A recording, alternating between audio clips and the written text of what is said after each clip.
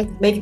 Sebelumnya, selamat pagi rekan-rekan. Assalamualaikum warahmatullahi wabarakatuh. Salam sejahtera untuk kita semua. Senang sekali hari ini kita bisa berkumpul kembali secara virtual dalam acara book sharing bersama rekan-rekan sekalian ya.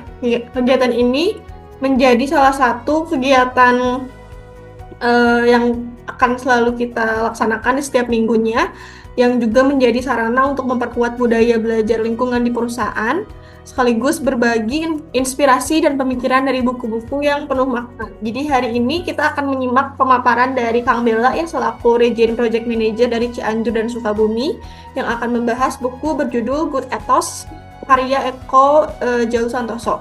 Nah, diharapkan sesi ini tidak hanya memperkaya wawasan, tetapi juga memantik diskusi yang bermanfaat dan relevan dengan kehidupan dan pekerjaan kita sehari-hari. Maka dari itu, kami mengajak seluruh staf atau rekan-rekan untuk mengikuti acara ini dengan antusias, aktif dalam diskusi, dan terbuka juga dalam bertukar pandangan. Mungkin Mas Bella bisa langsung mulai aja Mas untuk share screen-nya. Baik, terima kasih Teh. Sebelum saya lanjut, audio saya terdengar dengan jelas. Kayaknya kurang besar nih Kang, suaranya Kang. Bagus ya. Aku bisa Izin saya tidak open kamera ya, karena untuk mensiasati supaya delivery suara saya berjalan dengan baik. Izin. Baik Kang.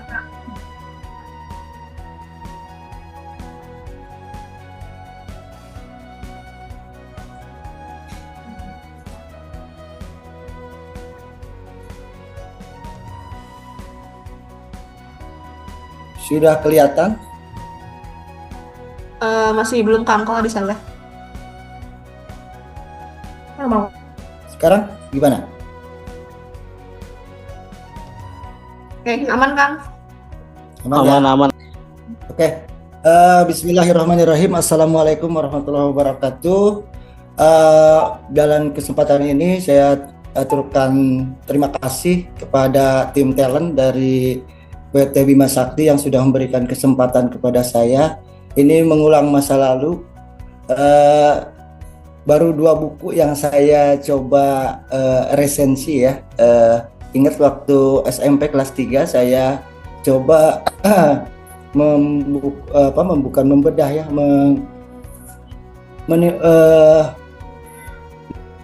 membedah buku. Yang pertama penulisnya adalah Kiai Haji Abdul Karim Muhammad Hamka. Itu judulnya Di Bawah Lindungan Ka'bah. Yang kedua mungkin ini nih, sebetulnya minat baca saya itu kalau dari 1 sampai 10 itu saya ada di angka 4 lah, karena memang minat baca kita juga agak rendah gitu ya. Mudah-mudahan dengan ada forum ini mengingatkan kembali ke kita semua untuk bisa belajar, membuka wawasan melalui jendela buku kita.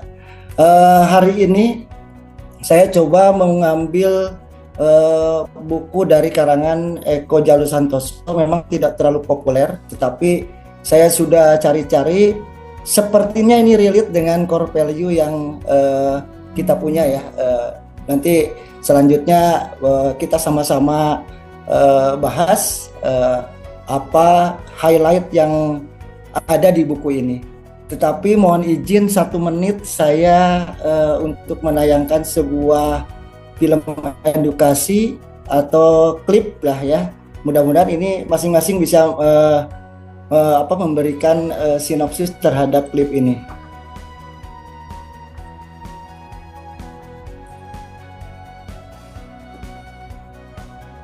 Nah.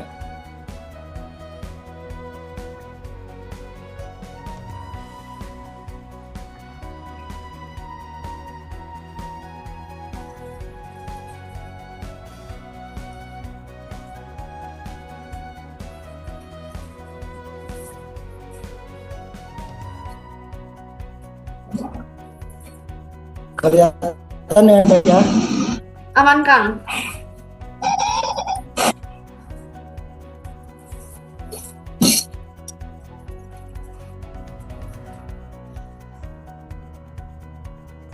You know what's gotta be done. Move it, move it, move it. Hey, you there, pick up the pace. You're falling behind. Come on, let's go. Everyone move together. Our friends will our hands. You. Hey, here we go.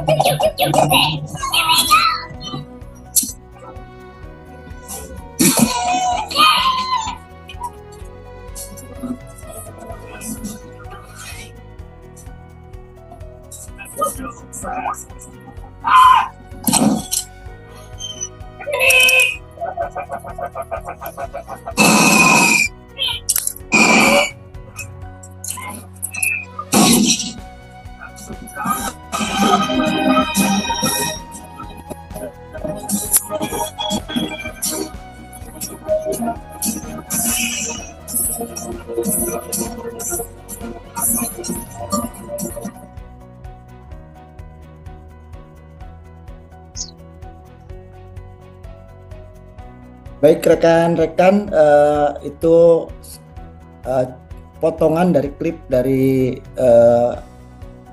animasi yang tadi disampaikan. Mungkin kita sepakat ya bahwa intisari dari klip tersebut adalah mencerminkan sebuah kerjasama yang baik gitu ya, ketika kita menghadapi tantangan, ujian gitu ya. Kenapa saya tampilkan klip ini? Karena ini untuk menginspirasi kita semua bahwa binatang aja yang tidak punya akal gitu ya, bisa mengatasi masalahnya dengan hal-hal seperti itu gitu. Artinya kita lebih mulia dari binatang, mungkin akan lebih baik lagi apabila kita implementasikan di pekerjaan sehari-hari. Jadi sekelas monster aja itu tadi kan mau menyerang segerombolan semut, itu bahkan semut sendiri itu melihat dari perspektif lain bahwa dia juga bisa terbunuh dengan kesatuan yang utuh dari sekumpulan semut. Izin saya lanjut, saya bawakan buku Good Ethos ini. Ini temanya adalah 7 etos kerja terbaik. Ini diharapkan bisa memberikan inspirasi kepada kita semua bahwa etos itu adalah ekuivalen dengan budaya kerja gitu ya. Ini pengarangnya Eko Jalu Santoso adalah seorang profesional praktisi dunia usaha, penulis buku. Saya yakin beliau ini sebagai praktisi usaha itu berdasarkan true story atau pengalaman beliau yang dituangkan dalam sebuah buku ini. Berikut adalah sinopsis dari buku yang saya coba baca. Buku ini menjelaskan tentang 7 etos kerja yang dapat menginspirasi kita semua, bahkan bisa membentuk sebuah budaya yang positif terhadap lingkungan kerja kita. Berikut ya poin-poin yang ada di buku ini adalah dia memberikan pengaruh etos kerja, menyoroti etos kerja secara individu, kepemimpinan organisasi mempengaruhi kemajuan dan kesuksesan. 7 etos kerja ini mengurai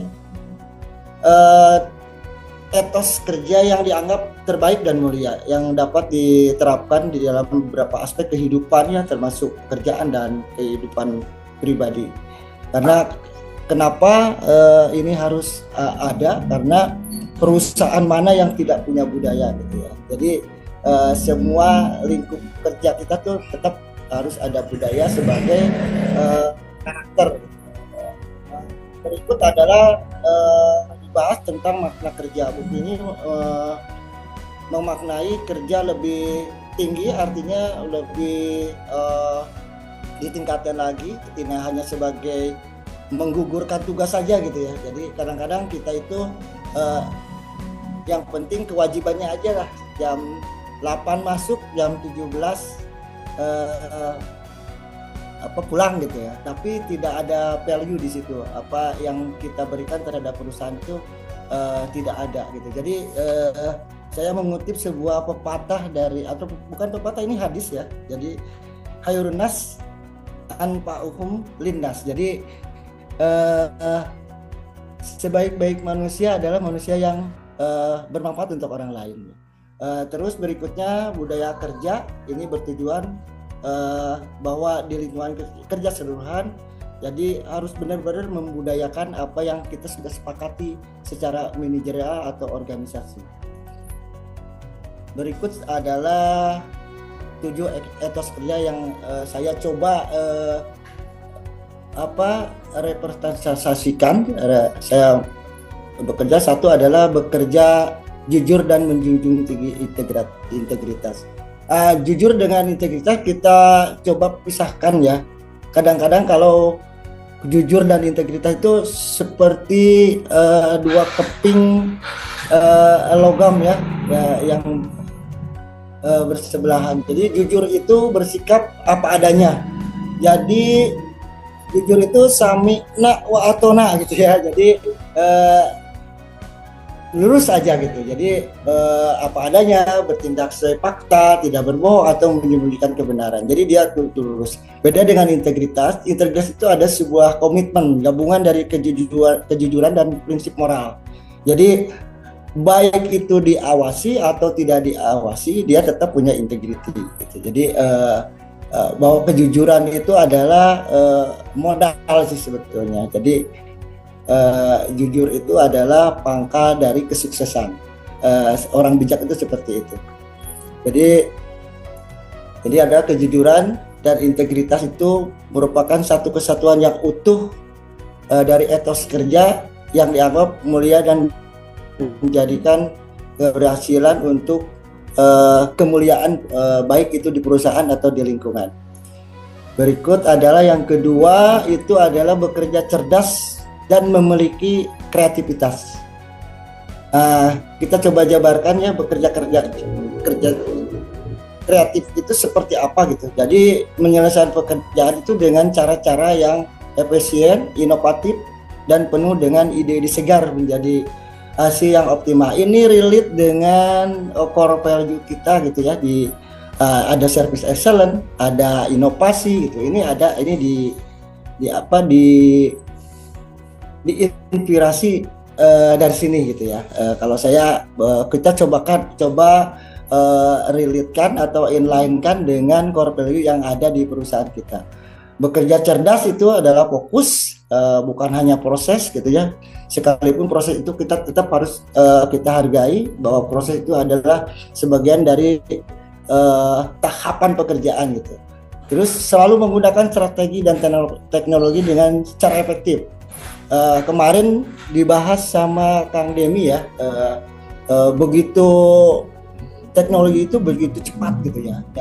Artinya kita harus bisa mengikuti teknologi tersebut. Artinya kita harus smart gitu ya, mencari cara terbaik dan tercepat tanpa mengurangi kualitas. Jadi cepat, cerdas dan berkualitas. Itu harapan kita. Terus di buku ini dijelaskan terkait kreativitas. Di samping kecerdasan itu ada kreativitas, menciptakan solusi baru terhadap tantangan, berani berpikir out of the box, dan tidak terpaku pada pola lama, mendorong inovasi dalam pekerjaan sehari-hari. Di slide berikut saya akan coba sampaikan beberapa langkah yang diambil dari buku ini terkait mengapa kita harus out of the box atau keluar dari zona nyaman kita gitu ya.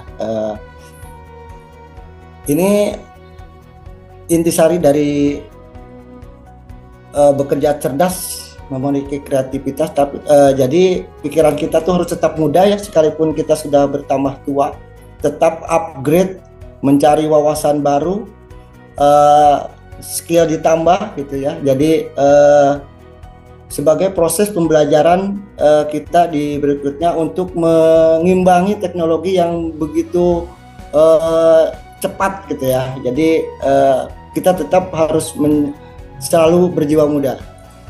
Berikut adalah mengapa kita harus berani berpikir out of the box. Di buku ini ada 3 langkah yang coba kita harus eh, perhatikan gitu ya. Pertama, langkah kita menuju ke out of the box adalah viewpoint. Maaf, saya menggunakan bahasa yang simpel. Apa itu viewpoint? Itu kita mencoba melihat dari perspektif lain gitu. Jadi kadang-kadang kalau angka 9 itu kadang-kadang bisa jadi 6 gitu ya. Nah, kita coba bagaimana caranya sesuatu masalah itu diambil dari sudut pandang yang berbeda ya, supaya kita juga bisa menyimpulkan bahwa oh ini bisa disolusikan seperti ini dalam perspektif ini kan gitu ya. Yang kedua ada upgrade knowledge, artinya yang tadi dibahas sebelumnya, kita tetap harus mengupgrade pengetahuan kita untuk menambah wawasan supaya kita tidak tertinggal dengan teknologi-teknologi yang semakin era global ini. Yang ketiga adalah open mind. Kita selalu terbuka, selalu mencari referensi, open mind terhadap saran dan kritik untuk kemajuan routine change. Jadi kita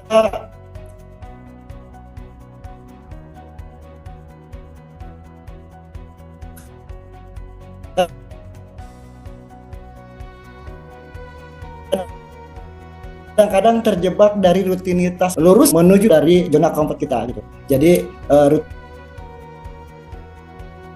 rutinitas kadang-kadang kita ya yang tadi tuh terjebak dari rutinitas kita sehingga kita tidak bisa coba mengekspansi circle kita gitu. Jadi lingkungan kita diekspansi supaya menambah pertemanan, menambah ilmu, menambah informasi. Ini kalau hari ini banyak peluang untuk mengekspansi lingkungan kita, gitu. Baik secara pergaulan sosial media, gitu ya, ataupun hubungan antara lingkungan di sekitar kita. Nah ini mudah-mudahan ini menjadi pemahaman untuk kita semua yang saya kutip dari sumber buku ini. Yang berikutnya adalah yang ketiga, itu bekerja empati dan penuh kepedulian. Jadi kita kena empati dan simpati ya, itu sangat berbeda gitu ya. Empati itu seperti apa, simpati itu seperti apa gitu. Jadi kalau empati itu ada hati nurani di situ ya. Jadi ada kepekaan hati gitu. Bekerja empati penuh kepedulian berarti melaksanakan pekerjaan dengan kepekaan terhadap perasaan, kebutuhan, kondisi orang lain, serta menunjukkan perhatian yang tulus dalam setiap tindakan. Jadi ada jiwa di situ gitu, ada soulnya. Jadi bekerja empati itu bukan hanya menggugurkan tugas. Kalau kita menyanyikan sebuah lagu itu ibarat kita ada ekspresi gitu, ada ekspresi di dinamik gitu ya, seperti itu. Empati dalam bekerja itu mampu memahami perasaan, sudut pandang, baik itu dari atasan, bawahan, atau klien kita gitu. Terus tidak hanya sekedar mendengar, tapi mencoba merasakan apa yang orang lain alami, memberikan respon yang penuh pengertian, bukan sekedar logika atau aturan. Karena kadang-kadang kita berpikir secara logika itu kan, logika itu ideal ya, tapi ada sentuhan-sentuhan secara hati nurani di situ. Jadi penuh kepedulian menunjukkan perhatian pada hal yang kecil berdampak besar. Jadi little thing big impact kita. Jadi kita belajar sesuatu yang kecil untuk hal-hal yang besar. Terus tidak merasa bodoh terhadap kesulitan tantangan tim kerja. Jadi kita tetap harus aware terhadap kesulitan-kesulitan orang lain. Nah, terus siap membantu, berbagi, memberikan solusi dengan niat yang baik. Kenapa itu ada kata-kata niat yang baik? Saya mengalami kadang-kadang kita berbuat baik itu tidak diterima dengan sebuah kebaikan. Jadi itu manusiawi. Makanya saya coba kutip di kepedulian ini. tekankan bahwa apa yang kita berikan atau kita adviskan kepada siapapun, kita tujuannya dengan niat yang baik. Berikut yang keempat adalah kerja ikhlas, penuh kecintaan. Ini relate dengan core value kita di core value yang pertama, ya.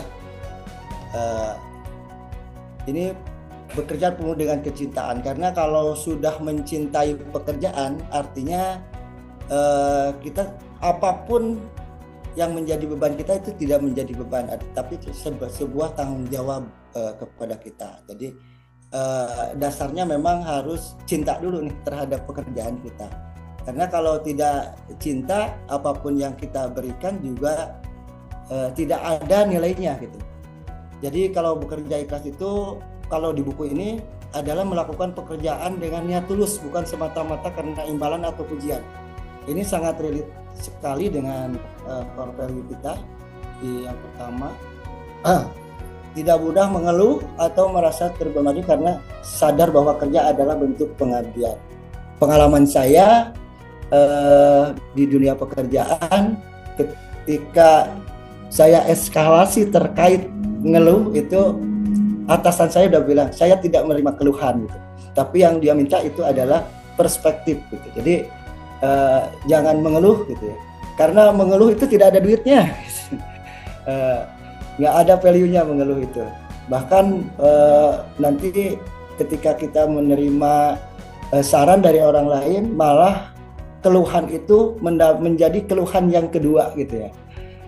Terus penuh kecintaan yang tadi saya jelaskan di awal, harus penuh hati gitu. Karena kalau tidak sepenuh hati, hasilnya juga akan tidak sepenuhnya tuntas. Itu terus menunjukkan antusias, dedikasi, semangat tinggi, terus selalu memberikan yang terbaik. Always the best lah. Terus jadi kita harus punya tanggung jawab terhadap profesi atau tugas yang sudah kita amanahkan terhadap kita. Terus yang kelima itu adalah bekerja berpikiran maju. Ini suatu hal yang keharusan, sebuah keniscayaan yang harus kita miliki. Kita harus berpikir maju jauh ke depan, apalagi untuk para generasi muda ya, itu kita harus berjiwa visioner. Karena apa? Kalau kita tidak berpikir maju ke depan, artinya kita akan selangkah ketinggalan sama orang lain. Jadi harus benar-benar pekerjaan hari ini itu harus berdampak terhadap pekerjaan masa depan gitu. Jadi pola pikir yang visioner itu harus strategis, inovatif, dan sikap proaktif dalam menciptakan peluang menghadapi perubahan, membawa organisasi menuju pertumbuhan yang berkelanjutan. Nah, itu berpikir maju. Sementara berpikir maju atau visioner menggambarkan seorang yang mampu memprediksi tren. Karena kalau kita tidak punya prediksi tren jauh ke depan, ya kita juga akan ketinggalan gitu. Memiliki ide-ide inovatif, fokus dalam jangka waktu yang panjang, itu selalu menginspirasi orang lain, inspiring. Setiap apa yang kita lakukan itu menjadi inspirasi untuk kita semua. Karena apa? Seorang pemimpin yang baik adalah suri toladan. Itu digambarkan dalam tempo-tempo lalu gitu. Ini disampaikan juga oleh junjungan kita Nabi Muhammad. Nabi Muhammad itu kan selalu memberikan contoh dan suri toladan gitu. Jadi pemimpin yang baik itu adalah suri toladan. Yang ke-6 ini bekerja mengutamakan kerjasama dan sinergi. Jadi kerjasama dan sinergi itu berbeda ya. Jadi bekerja sama itu bekerja sama-sama gitu ya. Jadi belum tentu sinergi. Jadi bekerja sama itu pasti bekerjanya sesuai dengan job desk masing-masing yang diberikan. Tapi kalau sinergi itu sudah tidak melihat job desk masing-masing. Jadi apa yang dia mampu, dia bekerja sama secara sinergi. Jadi kalau di perusahaan kita itu ibarat dengan masing-masing divisi itu sebagai mata rantai yang tidak bisa terputuskan gitu. Karena mata rantai itu adalah sinergisme. Jadi kerjasamanya itu ada value-nya. Jadi harus tetap menjadi kolaborasi lah setiap menyelesaikan pekerjaan. Selalu menggabungkan kekuatan, ide, kontribusi secara individu dan jalin keharmonisan, mengutamakan kerjasama. Jadi bahwa hasil terbaik itu sering dicapai melalui usaha tim, bukan hanya individu. Jadi kita tidak bisa bekerja orang per orang, tapi diperlukan kerjasama tim. Teamwork ya, siap bekerja bersama tanpa ego, menghargai peran dan kontribusi orang lain, selalu komunikatif, terbuka, open mind tadi, mau mendengar dari rekan kerja yang lain. Nah, sementara untuk sinergisme itu bukan hanya sekedar bareng, tapi menyatukan potensi dan kekuatan untuk hasil yang lebih besar. Setiap anggota tim saling melengkapi, menciptakan value, nilai tambah. Terus fokus pada kita bukan saya. Artinya ini pekerjaan kita gitu. Jadi bukan pekerjaan secara personal individu. Keberhasilan kita itu adalah keberhasilan bersama. Makanya tadi kita merupakan mata rantai yang tidak bisa diputuskan, karena kalau putus satu rantai saja ini akan berpengaruh besar terhadap pencapaian kita. Ikut tim kita tuh ada teamwork yang baik. Saya mencoba plesetkan ya apa itu tim itu ternyata ada together every achieve more. Jadi untuk mencapai sesuatu yang lebih itu perlu kebersamaan gitu ya. Jadi ini mudah-mudahan menginspirasi untuk kita semua. Terus yang terakhir adalah bekerja disiplin dan penuh tanggung jawab. Jadi disiplin itu modal awal. Kalau menurut perspektif saya gitu dari buku ini. Jadi disiplin itu adalah modal besar. Apapun yang kita kerjakan tanpa disiplin yang baik dan tanggung jawab itu hasilnya juga akan tidak sesuai dengan apa yang kita harapkan gitu. Jadi seperti kemarin tuh dibahas terkait absen, presensi,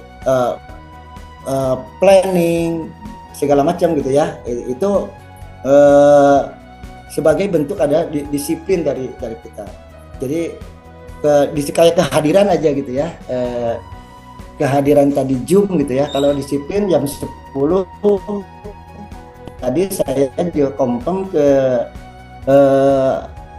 moderator apakah saya harus on time jam 10 treng atau ya jam berapa gitu. Jadi kita supaya sama-sama kita sepakati bahwa ini dimulai jam 10, artinya jam 10 treng kita sudah mulai ya.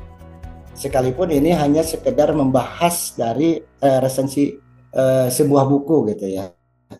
Jadi bekerja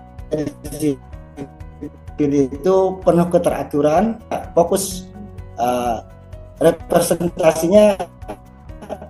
Kenapa kita orang sipil itu beda dengan militer gitu ya? Karena menyadari bahwa setiap tugas memiliki konsekuensi. Apa yang kita lakukan, kita punya dampak gitu ya, punya tanggung jawab. Menyelesaikan pekerjaan sampai tuntas bukan hanya formalitas yang tadi di awal. Jadi nyanyi itu bukan hanya menyelesaikan sebuah lirik, tapi di situ harus ada pesan yang disampaikan terhadap lirik yang tadi. Begitupun dalam dunia pekerjaan. Siap menghadapi dan memperbaiki jika terjadi kesalahan tanpa menyalahkan orang lain. Jadi saya kebetulan di usaha kuliner, saya punya kantin. Jadi saya selalu menyampaikan kepada pelanggan bagaimana rasanya gitu. Kalau enak bilang ke orang lain, kalau tidak enak bilang ke saya. Artinya ada bahan evaluasi terhadap kita. tidak lebih itu sebagai pencapaian apresiasi terhadap konsumen kita dan sebagai ajang propaganda untuk merekrut atau pelanggan berikutnya gitu. Berikut mungkin itu yang saya coba representasikan atau saya sampaikan dari buku ini. Masing-masing orang mungkin akan berbeda perspektifnya, cara bacanya, cara menyimpulkannya. Jadi saya coba kutip ini pepatah dari Arab ya. Undur makola wala tandur mankola. Jadi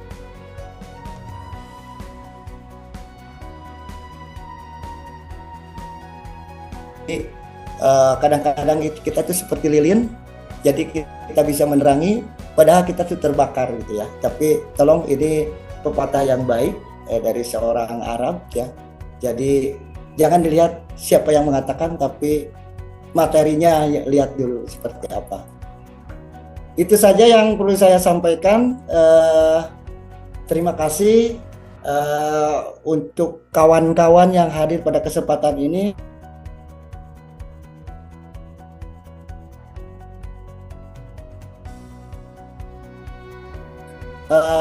Kita saling sharing apa yang saya jelaskan, apakah memang sudah lurus dengan yang disampaikan oleh penulis atau tidak. Ini hanya sebagai perspektif saja. Terima kasih. Assalamualaikum warahmatullahi wabarakatuh. Baik, terima kasih banyak Kang Bella, 7 poin yang sangat insightful ya. Mungkin saya izin merangkum gitu. Tujuan dari buku ini membentuk budaya kerja yang positif ya Kang ya, melalui 7 etos kerja terbaik, juga meningkatkan kinerja, tapi juga membangun integritas karakter yang kuat dalam diri ataupun individu di setiap masing-masing pekerjaan gitu. Mungkin ke sesi selanjutnya dari rekan-rekan, apa ada yang mau berbagi? Mungkin ada beberapa hal atau pengalaman yang relevan dengan yang Kang Bella sampaikan, atau dari buku atau dari materi yang tadi disampaikan juga. Boleh mungkin langsung open mic aja atau raise hand.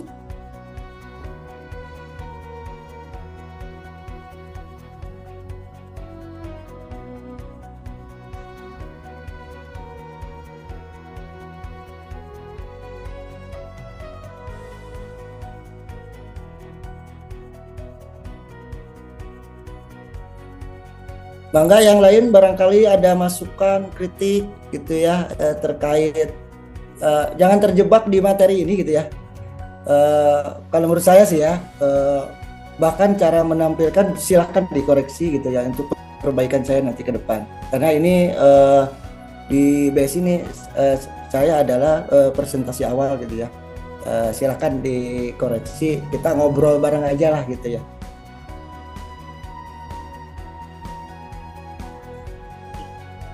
Mungkin dari Mas Wahyu kira-kira ada nggak, Mas?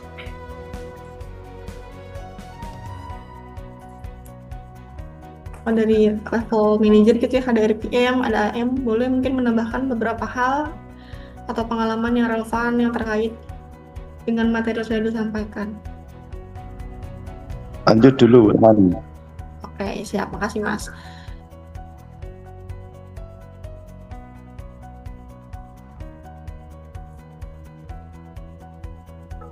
Mas Bella, izin bertanya mungkin ya, boleh?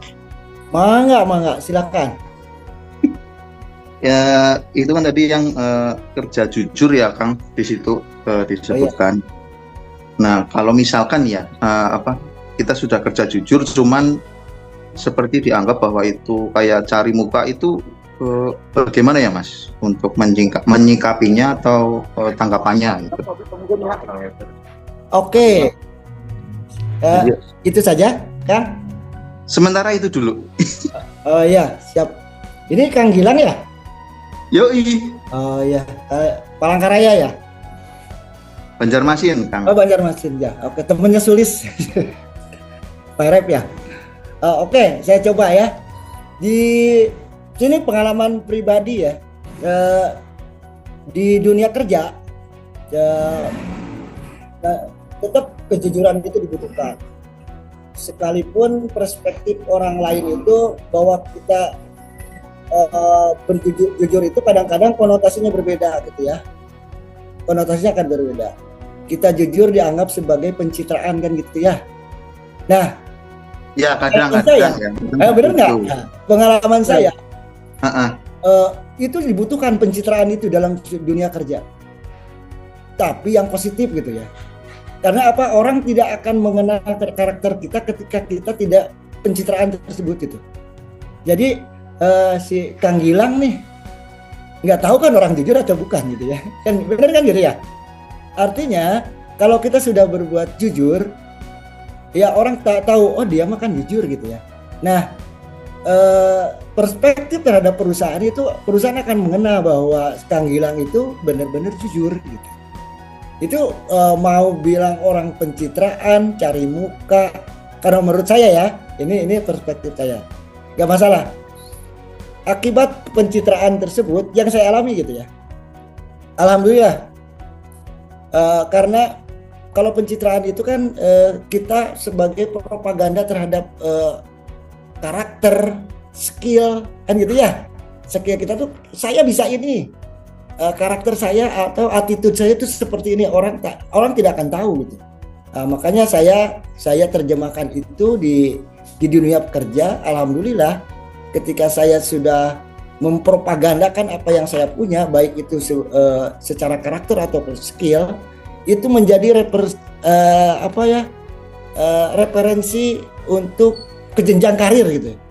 Ya itu saya nggak ngalamin gitu. Saya ini punten ya, saya cerita nih. Saya di Telkom tuh dari tenaga lepas harian. Pasti tidak percaya. Saya coba masuk ke Telkom dengan ikut tes segala macam, itu nyaris tidak lulus. Bukan nyaris tidak lulus. Pertama usia terlalu tua 3 hari tidak lulus. Tapi memang Tuhan berkehendak lain. Saya harus melalui pintu yang lain masuk ke Telkom. Bahkan itu saya sudah tidak berminat. Tapi ada tawaran, kebetulan saya relasi di Telkom juga ada gitu ya. Alhamdulillah saya diterima sebagai tenaga lepas harian. Nah, dengan kejujuran dan saya selalu mengupdate skill, alhamdulillah Manis sekali, Man. Halo. Alhamdulillah di akhir karir saya, ya saya sesuai dengan ekspektasi yang saya sudah cita-citakan gitu. Jangan takut yang gila, jujur aja. Sekalipun wong jujur ketelanjur, wong edan naik sedan, kata orang Jawa ya. Tapi kita putar balikan peribahasa itu. Mungkin itu dari saya, Kang Gilang. Siap. Terima kasih, Kang Bella. Maka ada yang lain?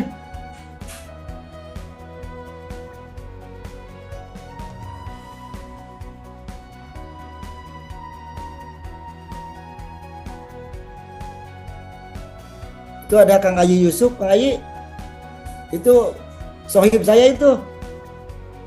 Oke, Kang Ayu mungkin ada pertanyaan, Kang, atau mungkin ada sesuatu yang mau disampaikan atau berbagi. Ini Kang Ayi sohib saya nih. Sohib dari mana nih, Kang? Ayo mau nanya apa? Mau nanya nomor rekening, mangga. Apa Pak? Hadir Pak. Ayo ditarusin tuh Kang Ayi. Taruh ke naonnya Pak? Naon Pak tuh Kang Ayi? Ngarek Kang Ayi door press ti abdi. Oh, badan pasien door press.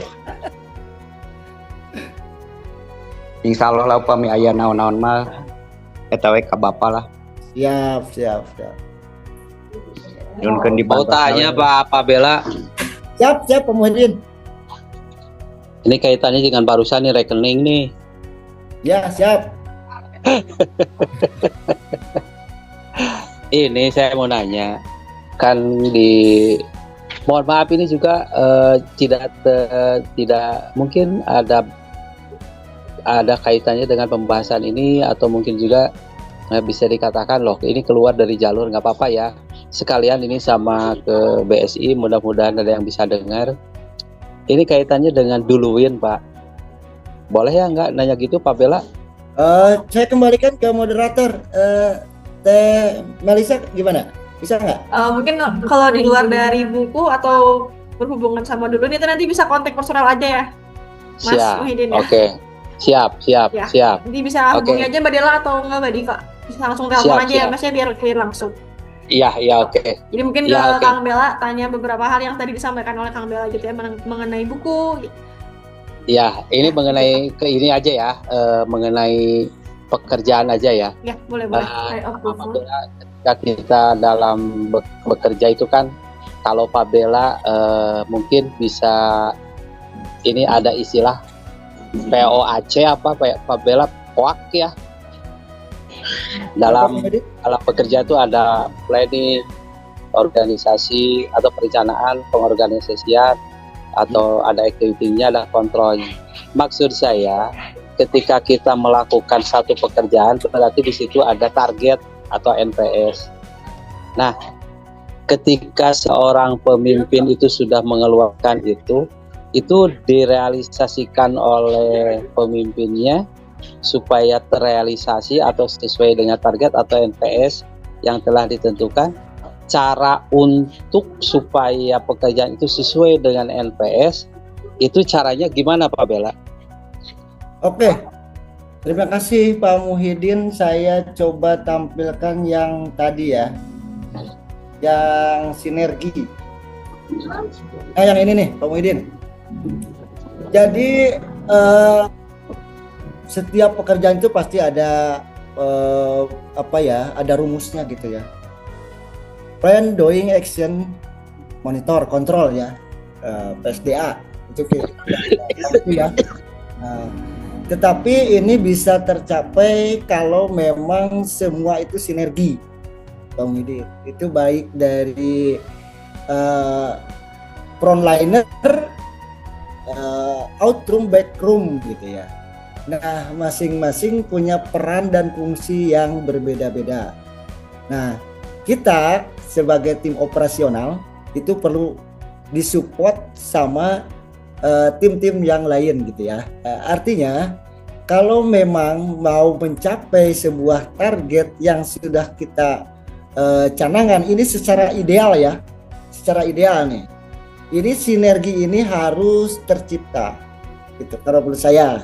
Nah ini kan jadi nanti hasil kerja kita tuh bukan hasil saya tapi hasil kita semua gitu. Artinya semua divisi atau semua bagian atau semua unit itu harus saling mendukung di masing-masing dengan kapasitasnya. Ya, karena di dalam dunia pekerjaan apalagi di BSI itu kebanyakan servis ya, pelayanan. Nah, kita itu harus saling melayani. HR melayani kita melayani klien kayak gitulah. Terus tim finance juga begitu. Jadi saling ketergantungan, simbiosis, mutualisme. Jadi kalau menurut saya ini dibutuhkan pemahaman yang sama, tujuan yang sama dengan sama-sama fokus terhadap job description kita. Kita perlu disupport oleh siapa? Itu kayak gitulah. Jadi rodanya harus benar-benar berputar Pak Muhyiddin. Jadi ketika Pak Muhyiddin ngurus permit, setelah permit beres, apa yang perlu dilakukan? Eskalasi Pak Muhyiddin kepada RPM eskalasi ke manajer permitnya, dan nanti realisasinya seperti apa. Nah itu bagian daripada dinamika di perusahaan. Artinya kerja sama tim sangat dibutuhkan Pak Muhyiddin. Itu aja dari saya Pak. Ya, siap Pak Bella. Mudah-mudahan sesuai harapan apa yang disampaikan Pak Bella, minimal lah untuk saya bahwa di dalam pekerjaan itu saya punya target, dan target itu mempunyai realisasi, dan realisasinya itu sesuai dengan harapan ya di mana kita bekerja gitu. Harapan kita ya BSI tetap banyak pelanggan, cepat menyelesaikan pekerjaan, sesuai dengan harapan. Itu Pak Bella, hatur nuhun. Ya, sami-sami Pak Muhyiddin, hatur nuhun masukannya. Artinya kita bisa mengambil pelajaran bahwa sebuah pekerjaan besar tidak bisa dikerjakan secara sendiri-sendiri. Artinya kita dibutuhkan kerjasama yang baik. Itu saja. Mangga, Mas Anis, dilanjut. Oke, baik, terima kasih Mas Muhyiddin sebelumnya untuk pertanyaan atau untuk sharingnya ya. Mengingat waktu mungkin kita harus udah selesai ya Kang Bella di 10.51. Mungkin kalau misalnya dari rekan-rekan ada yang mau ditanyakan atau mau disampaikan, boleh langsung kontak ke Kang Bella aja ya Kang ya, terkait dari mungkin buku bisa didapatkan di mana atau mungkin beberapa pertanyaan yang relevan dengan tadi materi yang disampaikan, boleh banget ya Kang ya ke Kang Bella aja. Ya, oke, mungkin kan untuk bisa ditunjuk nih kira-kira siapa kan dari region, mungkin kita ke pusat lagi, tapi mungkin kalau dari pusat tidak bisa, ada cadangan dari region juga kan. Kira-kira mau nunjuk siapa nih, atau mungkin di sini ada nih orangnya datang gitu join. Gimana teh? Bisa ditunjukkan untuk pemateri di minggu selanjutnya. Bisa ke pusat atau mungkin kalau di pusat nggak bisa ke region lagi. Atau barangkali ada stafnya yang hadir hari ini mengikuti book sharing bisa ditunjuk. Oh, saya yang nunjuk itu maksudnya? Ya, betul Kang. Siapapun ya. Siapapun boleh, kita memberikan kesempatan buat semua staf ya, mungkin yang tadinya nggak pernah baca buku atau yang memang suka baca buku, kita akan berikan kesempatan untuk bisa menjadi pemateri di book sharing seperti itu Kang. Oke, kalau saya karena saya senang dengar suaranya nih ya. Boleh Kang. Saya nih, ya, suaranya saya maco banget gitu ya. Maco. Sepertinya Kang Wahyu dari Mas Wahyu. Ya. Oke, Mas Wahyu. Benar, Kang? Mas Wahyu gimana nih Mas? Nggak ada responnya, mungkin nanti akan Ya. Oh, itu Kang Wahyu tuh. Gimana? Kang Wahyu, saya suruh ditunjuk nih, suruh nunjuk orang. Loh, aku kan sudah. Jangan masalah. Semakin banyak semakin baik kan. Untuk apa ini? Untuk pemateri besok minggu kan besok. sudah aku. Oh, udah. Sudah, di awal. Iya. Gini aja lah, kalau nunjuk saya nggak enak juga nih. Silakan lah tim talent dari BSI di itu aja. Makanya ini baiknya tuh istilahnya giliran gitu. Jadi Itu ada teman-teman RPM itu, Bel. ya. RPM Ada. banyak nih. Teman-teman RPM tuh bisa suruh ngisi. Oke, mungkin Mas Wahyu waktu dulu Mas ya pernah ya Mas, kalau selama kita jadi moderator nih tim HR gitu, nggak ada data dari Mas Wahyu, mungkin sebelum-sebelumnya ya Mas ya? Iya, betul. Oke, awal-awal banget ya Mas. Oke, mungkin berarti Betul. bisa berikan kesempatan ke staff lain ya, Kang Bella ya? Ya boleh. Atau mungkin nanti aja sama saya kontekan ya Kang ya? Ya. Harus dipikirkan dulu gitu ya, mungkin persiapannya. Siap. Oke, baik. Paling saya mau menginformasikan terkait dari hasil recording book sharing ini, nanti kita akan up juga atau kita akan upload di di YouTube. Jadi mungkin rekan-rekan yang ingin melihat rewatch gitu ya, setiap book sharing di setiap minggunya bisa nanti berkunjung ke YouTube-nya Bima Sakti. Jangan lupa di subscribe juga, komen dan like juga ya rekan-rekan. Terus untuk buku yang biasa di-share juga oleh pemateri nanti akan kita share juga agar rekan-rekan bisa membaca ulang, membaca secara penuh gitu ya. Nanti kita akan berikan juga e-book yang nanti akan saya share juga di grup Ciwaruga. Seperti itu. Paling untuk menutup book sharing hari ini, Mas Bella kira-kira ada kata-kata terakhir untuk menutup atau statement gitu Kang? Oke, terima kasih semuanya. Saya appreciate ya, apresiasi sekali ke para ada amatir kepada semua yang antusias menyimak acara ini. Terima kasih kepada tim talent yang sudah memberikan kesempatan kepada saya untuk mengeksplor terhadap materi ini. Tidak ada gading yang tak retak. Begitupun saya, kebenaran hanya milik Allah, kesalahan milik saya. Terima kasih. Mohon maaf atas kekurangan. Selamat berjumpa kembali di lain kesempatan. Wassalamualaikum warahmatullahi wabarakatuh. Oke, baik. Waalaikumsalam. Terima kasih banyak. Sebelumnya saya ucapkan Waalaikumsalam warahmatullahi terima kasih wabarakatuh. rekan-rekan yang sudah berpartisipasi dalam acara book sharing hari ini.